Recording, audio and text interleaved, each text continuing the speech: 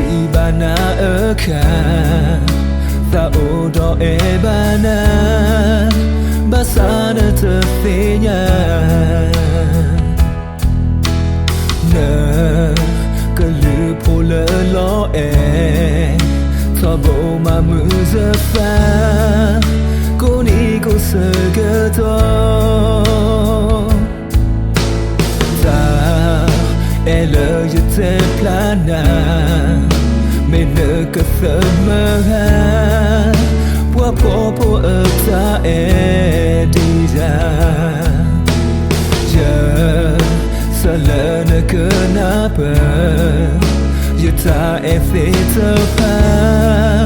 to bone ze ena na me na hula za e balina la ja go ta mi jeli na me fe na na za e balina ka ta mi la na ta e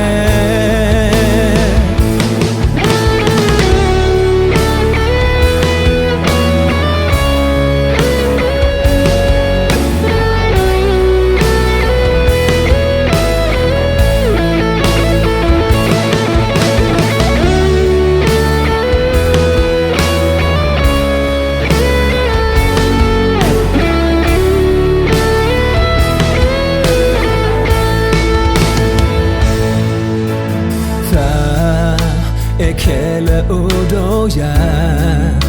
je helo Yesu na kamete na gota wa ko ena di thoza the so ila hoko ki rata ola ba na ta e ka tu la Zambeta o bazen ko thami la e bana ta e to hejena na meta hi khane kwa pena ta e na me na hula za e balina la ja go ta mi jeli na me fe na na za e balina ka ta mi la na ta e na me na hula za e balina